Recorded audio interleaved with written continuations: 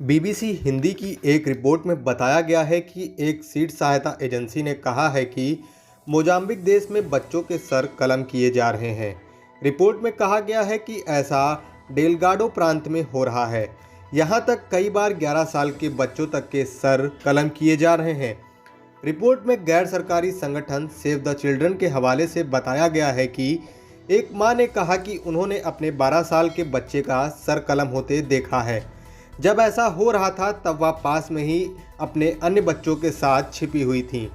आंकड़ों की बात हो तो मोजाम्बिक में 2017 से शुरू हुए विद्रोह के बाद से अभी तक तकरीबन 2500 से भी ज़्यादा अधिक लोग मारे जा चुके हैं। इसी के साथ 7 लाख से भी अधिक लोग वहां से पलायन कर चुके हैं। इस्लामिक स्टेट से जुड़े चरमपंथी काबो डेलगाडो की हिंसा के पीछे हैं।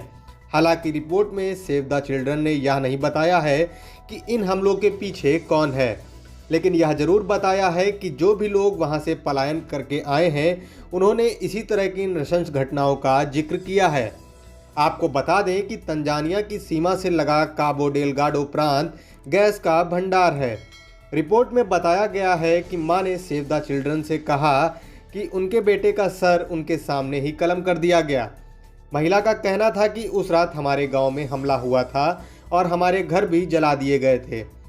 जिस दौरान यह सब कुछ शुरू हुआ, महिला अपने बच्चों के साथ वहीं पर थी।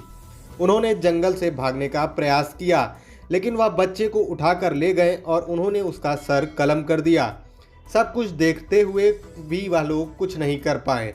महिला ने बताया कि जब हमारे 11 साल के बेटे को मारा गया तो हमने सोचा कि अब हम लोग इस गांव में सुरक्षित नहीं हैं, जिसके बाद वह वहां से भागकर अपने पिता के गांव आ गई। लेकिन कुछ दिनों बाद पिता के गांव में भी इस तरह के हमले शुरू हो गए। स्थानीय लोगों ने बताया कि इन चरमपंथियों को अल शबाब के नाम से जाना जाता है।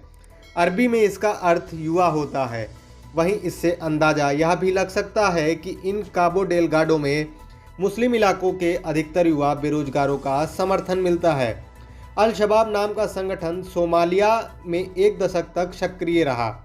मोजाम्बिक से अलग यह संगठन अल कायदा से जुड़ा हुआ है, जबकि मोजाम्बिक का अल शबाब अपने को इस्लामिक स्टेट आंदोलन से जुड़ा हुआ कहता है।